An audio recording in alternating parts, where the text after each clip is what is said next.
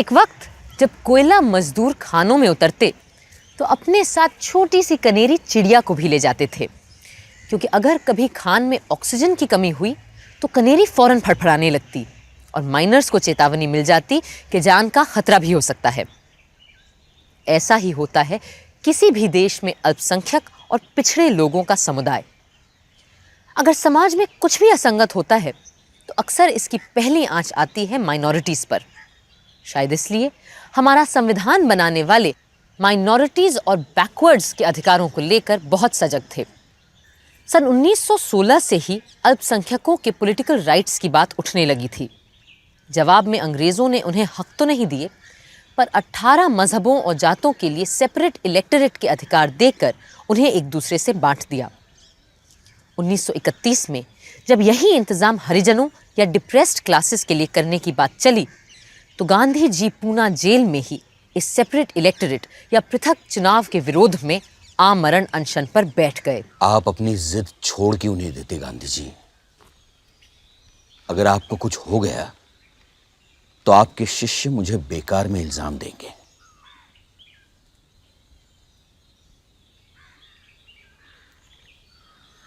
आमरण अनशन करने का फैसला मेरा अपना है,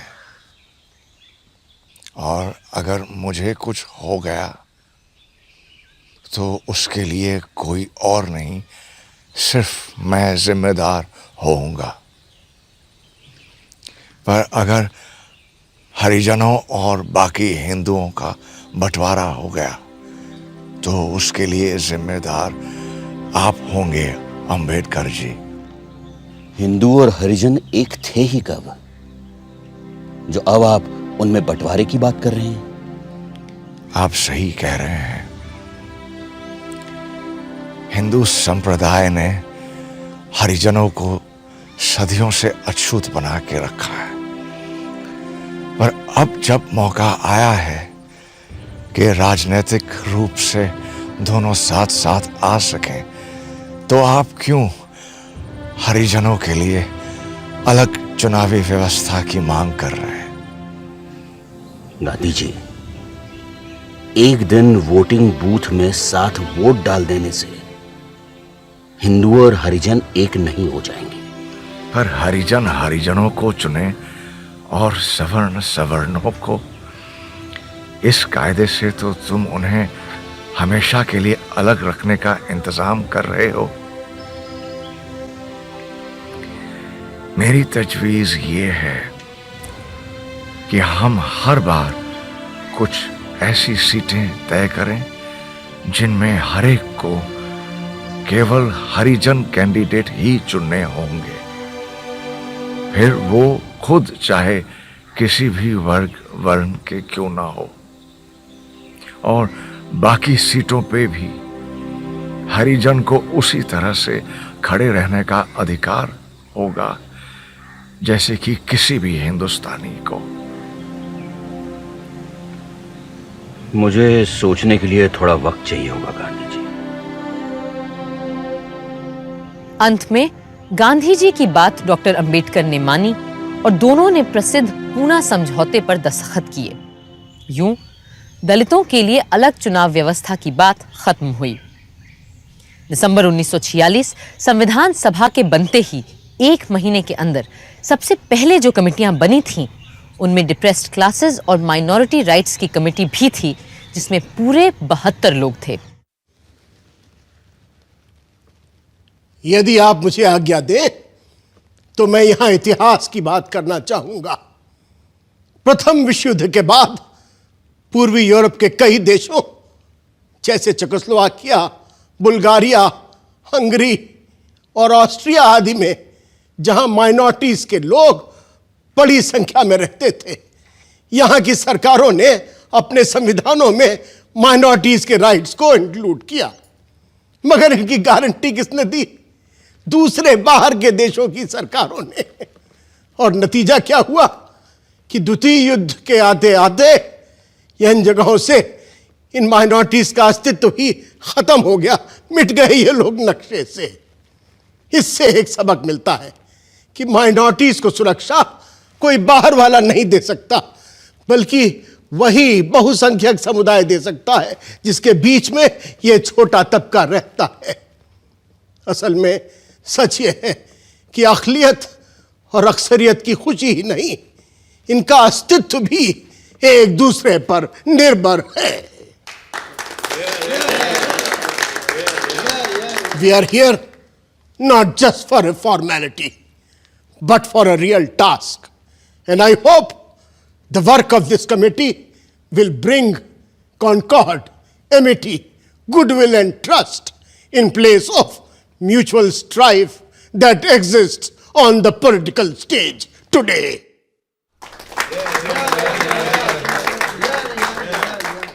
Let us begin the work of the committee. Committee बनते ही हर धर्म, जाति और उपजाति की तरफ से सुझाव और प्रस्ताव आने लगे। अगर ऑल इंडिया आधे हिंदू डिप्रेस्ड क्लासेस का कॉल था कि उनके साथ ज्यादतियां हुई हैं, तो किसी को लफ्ज़ हरिजन से आपत्ति थी और किसी को पूना पैक्ट से। किसी को सरकारी नौकरी का प्रावधान चाहिए था तो किसी को शिक्षा के लिए खास बजट और भूमिहीनों के लिए ज़मीनें। श्वेतांबर जैनियों की शिकायत थी कि उनके साधुओं को भिखारी समझकर दबोचा जा रहा है। सिखों और मुसलमानों को अपने ज़बानों और रीति रिवाजों की फिक्र थी। अपने एक नोट में केटी शाह ने ऐसी मांगों का विरोध किया। व्यक्ति की आज़ादी और पूजा अर्चना की स्वतंत्रता के साथ साथ अपनी अपनी भाषा और संस्कृति को सुरक्षित रखने की बात भी उठाई जा रही है। किंतु अगर इस मांग को माना गया तो न केवल विभिन्न समुदायों के बीच के अंतर बरकरार रहेंगे, बल्कि एक सांझी भाषा बनाने के काम में भी रुकावट आएगी। किंतु शायद इस मांग का विरोध करके झगड़ा बढ़ाने की बजाय यही सही हो कि इस बात को मान लिया जाए। धार्मिक रीति रिवाजों, रस्मों के मानने निभाने के नियमों में कोई परिवर्तन ना करना ही ठीक होगा। इस प्रश्न पर धार्मिक मजहबी संस्थाओं की समाज के पुराणपंथी सबल तबकों से खूब साठगांठ होती है और वो किसी ऐसे परिवर्तन को आसानी से बर्दाश्त नहीं करते हैं जिससे उनके वर्चस्व को ठेस लगे। हालांकि किसी भी संप्रदाय को सुरक्षा के नाम पर छूट देने से केवल प्रतिक्रियावाद या रिएक्शनिज्म को ही बढ़ावा मिलता है। अगले कुछ महीनों में जब कमेटी फिर मिली तो कई महत्वपूर्ण बातें समाज के उन वर्गों को लेकर हुईं जिनकी हिफाजत और बढ़ावा हम सबकी जिम्मेदारी है। As far as properties are concerned, we ought to provide for restrictions in public interest for the protection of minority and backward groups. Absolutely. And this is very important. Very, very important. You see, I being an Adivasi can vouch for the fact that this one thing either makes me, gives me a new life or finishes me off completely. We must make it definite that the lands of the Adivasis are protected. And I want it to be definitely, most certainly mentioned in the Constitution. Very well. In pursuance of what Sri Jaipal Singh has just said, we might add, after public interest, including the protection of minority groups and tribes. Why not? उस दिन एक हक तो हमने हर आदिवासी को दे ही दिया कि उनकी भूमि न कोई खरीद सकता है और न वो उसे किसी गैर आदिवासी को बेच सकते हैं। एक और वर्ग है जिसे अलग दमित शोषित श्रेणी के रूप में देखा जा सकता है, क्योंकि हमारे समाज ने उन्हें न कभी बराबरी का हक दिया न दर्जा, और वो हैं हमारे देश की महिलाएं। इस कमेटी का सबसे पहला और अहम काम ये होना चाहिए कि वो कोई ऐसे रास्ते सुझाएं जिससे समाज में माइनॉरिटीज को अलग थलग करने के जो रिवाज हैं उन्हें खत्म कर दिए जाएं।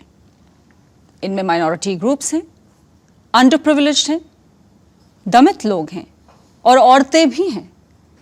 मेरे हिसाब से औरतें इस समाज की सबसे बड़ी माइनॉरिटी इकाई हैं। न सिर्फ रस्मो रिवाज हमेशा से हम औरतों के साथ बेरहमी का सलूक करते आए हैं, बल्कि कानून भी हमेशा से औरतों की मुखालिफत में लामबंद रहा है और आज भी है। लेकिन औरतों ने कभी अपने आप को इस समाज से अलग नहीं माना है, ना आगे मानेंगे। हम सिर्फ इतना मांग रहे हैं कि औरतों को भी कानून के समक्ष, समाज में और शिक्षा के मामले में बराबरी के हक मिलें। क्योंकि ये हर इंसान का हक है। राजकुमारी अमृत कौर एक अच्छी ईसाई महिला थीं और हर एक की अच्छाई पर यकीन करती थीं, पर दूसरों को इतना भरोसा नहीं था। The tendency of the majority, as of all those in power, is to make little of the rights and liberties of a minority. This is supported by the history of every age and country. That's why every kind of minority requires safeguards for the defense and preservation of its rights and liberties. मेरा ये मानना है कि minority को कभी majority से अपनी सुरक्षा की भीख नहीं मांगनी चाहिए, बल्कि पूरी हिम्मत से अक्सरियत की दरियादिली पे भरोसा रखना चाहिए, क्योंकि मेरा मानना है कि कोई भी संविधान चाहे कितनी भी बारीकी से क्यों ना लिखा गया हो, इस बात की गारंटी नहीं दे सकता कि अब सारी अदावत और लांग डांट मिट जाएंगी। ये भरोसा तो सिर्फ और सिर्फ लोगों का आपसी प्यार और भरोसा ही दिला सकता है। If that is so, we must have provision for adequate representation of all such minorities in all departments of administration. मेरे विचार से हमें समग्र रूप से देखना होगा कि हम संविधान में अल्पसंख्यकों की हिफाजत के लिए किन रक्षा उपायों का इस्तेमाल कर सकते हैं। राजनैतिक रूप से, आर्थिक, सामाजिक, धार्मिक, शैक्षिक रूप से, सांस्कृतिक रूप से भी हमें ऐसे कुछ सेफगार्ड्स बनाने पड़ेंगे कि हमारे अल्पसंख्यक समुदायों की पूरी सुरक्षा हो सके। I agree with you. और कितने दिनों तक हम ये रक्षा कवच प्रदान करेंगे, ये भी हमें तय करना होगा, और ये कि कब इसे समाप्त कर दिया जाए। We will abolish them when we do not need them. नहीं, हमें अपने लिए एक समय सीमा तय करनी पड़ेगी कि इतने दिनों में हम अपने समाज से पिछड़े और अगड़े वर्गों का भेद मिटा देंगे, जिसने सदियों से हमें बांध कर रखा हुआ है। मेरे विचार से असल में उस दिन भारत सचमुच में आजाद होगा। उस दिन ये तय हुआ कि यदि कमजोर पिछड़े वर्गों को 10 साल तक संविधान का सहारा और सुरक्षा मिले तो वो बाकी समाज के बराबर पहुंच जाएंगे। पर सामाजिक समरसता पाना शायद 10 वर्षों नहीं 10 दशकों का काम है।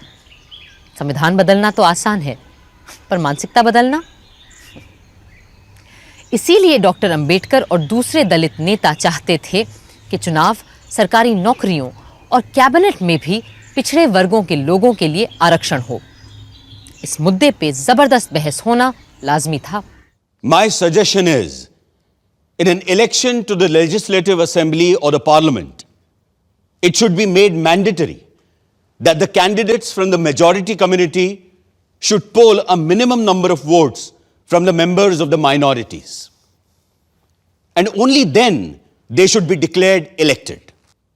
पर इस तरह आप घुमा फिरा कर फिर से सेपरेट इलेक्टोरेट की बात नहीं ला रहे हैं Ambedkar ji? Not at all. पर इस कदम से इतना तय हो जाएगा कि मेजॉरिटी कम्युनिटी के कैंडिडेट्स अगर चुने जाएं तो उन्हें दूसरी कम्युनिटीज के लोगों की हामी भी लेनी होगी, वरना तो मेजॉरिटी कम्युनिटी वाले अपनी गिनती और शक्ति के बल पे अपनी ही मनमानी चलाते रहेंगे। You have constituencies where only Harijans will be able to contest the elections, and everybody will have to choose one from them. Then why do you insist on this new clause? After all, if accepted, your proposal will take us back to the pre-Pune Pact days.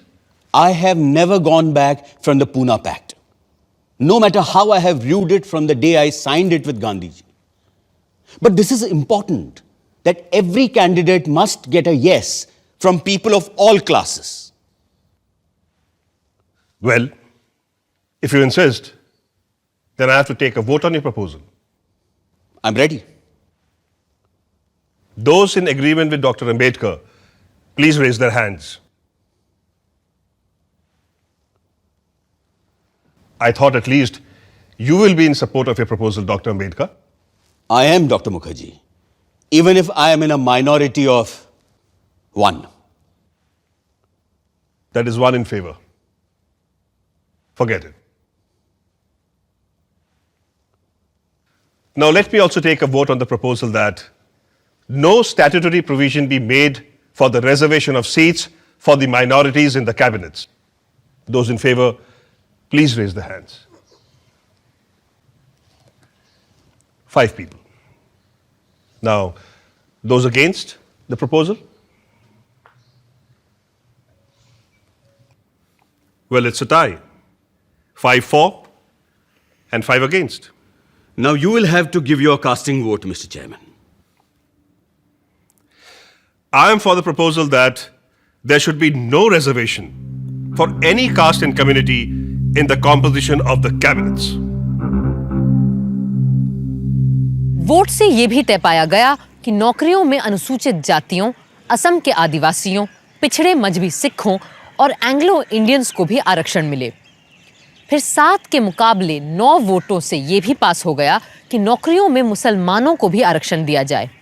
मगर जब सैयद अली ज़हीर ने इस बात को और आगे बढ़ाया तो कुछ लोगों ने इसकी मुखालिफत की और खफा होकर मौलाना हिफ्जुर रहमान और अन्य मुस्लिम मेंबरान वॉकआउट कर गए। नतीजे में मुसलमानों को आरक्षण देने का प्रस्ताव रद्द कर दिया गया।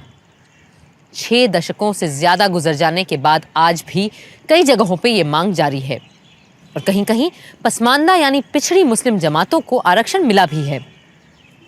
1 महीने बाद जब माइनॉरिटीज़ कमेटी फिर मिली तब भी धर्म और रीति रिवाजों को लेकर बहसें जारी रहीं। We have with us the interim report and recommendations of the subcommittee on minorities, as well as notes prepared for us by Shri Alladi Krishnaswamy Iyer and Rajkumari Amrit Kaur. Perhaps the Rajkumari would like to present her views to the committee herself. Fundamental rights committee की report की clause 16 को जिस तरह से minorities committee ने बदल दिया है, मैं उसके सख्त खिलाफ हूं। बहुत सोच विचार कर, बहुत बातचीत के बाद फ्री प्रैक्टिस ऑफ रिलीजन जैसी बात को संविधान में हमने कोई जगह नहीं दी थी। यहां मौजूद सब लोग जानते हैं कि धर्म के नाम पर किस तरह की कुप्रथाएं चलती आ रही हैं। फिर वो चाहे पर्दा हो, एक आदमी की कई बीवियां हो, जानवरों की बलि हो या लड़कियों को देवदासी बनाने की प्रथा हो और भी न जाने क्या क्या।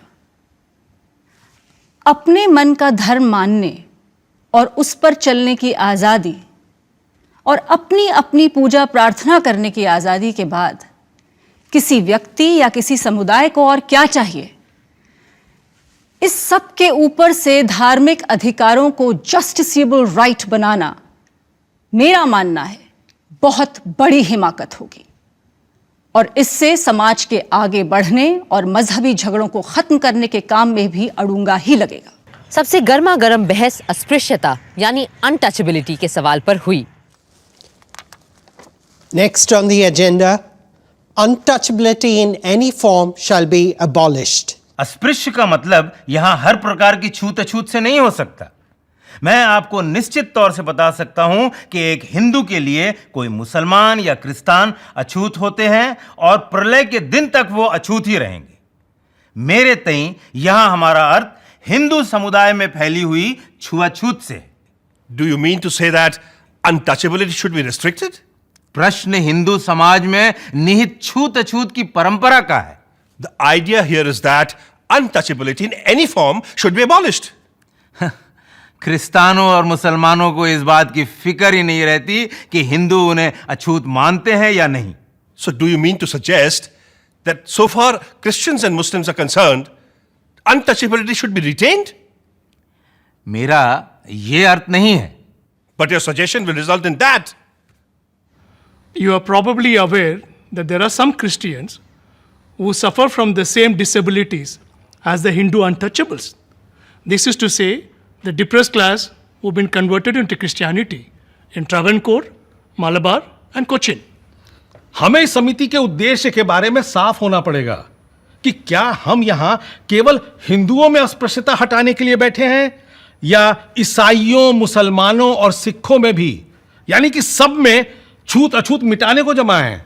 As far as I understand, it is about untouchabilities of all kinds. If somebody says to me, I'm not going to touch you, that's not a civil right that I can enforce in a court of law. There are certain disabilities that arise from the practice of untouchability in India. What we should provide for is that these disabilities which exist in regard to the individual, whether he be a Christian, Muslim, or anybody else, should be eradicated by the process of law. I would suggest that the imposition of any disability of any kind and such a custom of untouchability should be deemed a criminal offense. यूं 5000 साल से चली आ रही छूत अछूत की घृणित प्रथा को हमारे संविधान ने हमेशा के लिए निकाल के फेंक दिया। जिनकी छाया पड़ना भी पाप माना जाता था, आज वही लोग बढ़ चढ़कर नया भारत बना रहे थे। और इनमें सबसे आगे थे डॉक्टर भीमराव अंबेडकर, श्री जगजीवन राम, श्री मुनिस्वामी पिल्लई जैसे अनेकानेक लोग। 27 अगस्त को सरदार वल्लभ भाई पटेल ने अल्पसंख्यकों के अधिकारों पर अपनी रिपोर्ट पेश की। अब तक कमिटियों में तय की गई बातों को आज पूरी सभा के इम्तिहान से गुजरना था। On behalf of the advisory committee, I beg leave to place this report on minority rights before this House. I am happy to say that this report has been a result of the general consensus of the opinion of minority itself and the majority. We have tried as far as possible to meet the wishes of all the minorities. Now, let us hope that we will leave this legacy of bitterness behind, forget the past, and start with a clean slate. जहाँ तक legislatures में नुमाइंदगी का प्रश्न है, यानी joint electorates रहे या सेपरेट इलेक्टोरेट, इसको लेकर एक दशक से काफी हंगामा हो चुका है, जिसका नतीजा हमारे लिए बहुत दुखदायक साबित हुआ है। अब सब इस राय पे एकमत है कि पृथक निर्वाचन क्षेत्र को खारिज करके आइंदा सारे के सारे निर्वाचन क्षेत्र साझे ही रहेंगे। ये फैसला एक बहुत बड़ा और सुखदायक कदम है। आगे हमने ये भी फैसला किया है कि सरकारी नौकरियों में कुछ विशेष कम्युनिटीज के लिए आरक्षण जरूरी है, विशेष करके एंग्लो इंडियन कम्युनिटी, अनुसूचित जातियां और जनजातियों के लिए कई लिहाज से अलग प्रावधान करने होंगे। उस ऐतिहासिक रिपोर्ट के समर्थन में उठी पहली आवाज थी मद्रास के श्री मुनिस्वामी पिल्लई की। Sir, the document that has been produced by the advisory committee, I consider to be the Magna Carta for the welfare of the Harijans of this land.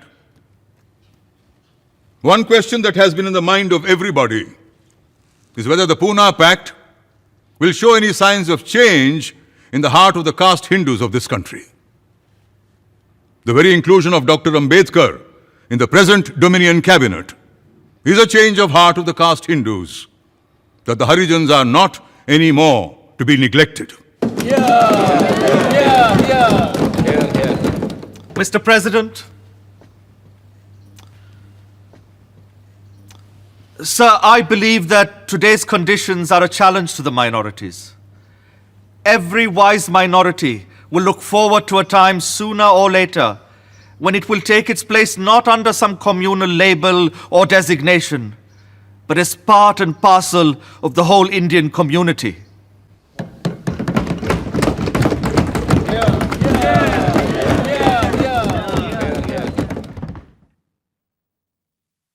मेरी केवल यही दुआ और प्रार्थना है कि माइनॉरिटीज नाम का शब्द ही जल्द से जल्द हमारे इतिहास से मिट जाए। 10 साल जो हमने दिए हैं काफी लंबा वक्त होता है, और मुझे पूरी आशा है कि 10 सालों से बहुत पहले जब हम लोग मिलेंगे तो माइनॉरिटीज वाले खुद आकर कहेंगे, हमें आपसे ना कोई विशेष अधिकार चाहिए, ना विशेष समर्थन। कुछ लोगों ने अपनी बात बड़ी साफगोई से रखी, भले ही वो बहुतों को नागवार गुजरी हो, जैसे श्री के.एम. मुंशी, जो वकील, इतिहासकार, लेखक, चिंतक सब कुछ थे, पर समाज को देखने का उनका अपना नजरिया था। हमारे हरिजन भाई, जिन्हें हम अनुसूचित जाति का कहते हैं, ना तो नस्ल से अल्पसंख्यक है, ना भाषागत रूप से, और धार्मिक रूप से तो बिल्कुल ही नहीं। इन्हें अल्पसंख्यक कहना केवल कुछ लोगों की शैतानी और हठधर्मिता की वजह से हुआ है। और मैं ये स्पष्ट कर देना चाहता हूं कि किसी भी तरह से हरिजनों को अल्पसंख्यक समुदाय नहीं कहा जा सकता है।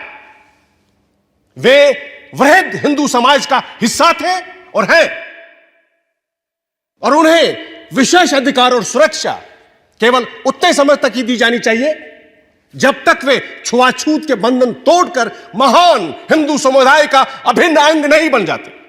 वहीं मौलाना हसरत मोहानी जैसे लोगों ने अक़लियतों के हक में की जा रही इस पूरी कवायद को ही खारिज कर दिया। मुझे इस माइनॉरिटी रिपोर्ट पर सख्त ऐतराज है, क्योंकि ये एक बहुत ही गलत बुनियाद पर बनाई गई है। जहां बात होनी चाहिए थी क्लासेस और सियासी पार्टियों की, वहां सिर्फ मजहब का जिक्र किया गया है। ये एक निहायत ही लग और फिजूल हरकत है। Sir, I say the whole thing is a huge humbug. पर दूसरे इस काम को बड़ी गंभीरता से ले रहे थे। आदिवासियों और जनजातियों की नुमाइंदगी कर रहे थे छोटा नागपुर के मुंडा जनजाति के श्री जयपाल सिंह मुंडा। एक ईसाई मिशनरी परिवार की मदद से पढ़ने के लिए वो ऑक्सफोर्ड इंग्लैंड गए थे। वो बहुत अच्छे हॉकी खिलाड़ी थे और 1928 में ओलंपिक गोल्ड जीतने वाली भारतीय टीम के कप्तान भी। आदिवासियों के लिए आरक्षण के मुद्दे को उन्होंने सभा के सामने पूरे जोर से रखा। I've come here to say a few words on behalf of all the Adivasis of India. Our standpoint is that there seems to be tremendous disparity amongst our social, economic, and educational standards, especially when it comes to the Adivasis and the rest of the people living in this country.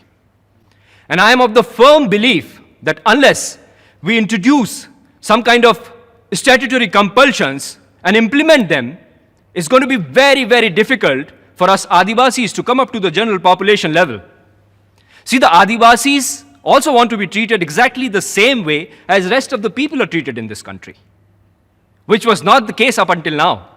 In the past, we have been isolated, marginalized, and kept away from the mainstream as though we were some species that belonged in a zoo.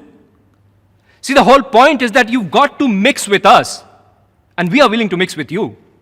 And that is precisely why we have insisted on the reservation of seats. Sardar Patel की report तो पास हो गई, पर जब उसके appendix का number आया तो कई अमेंडमेंट्स रखे गए।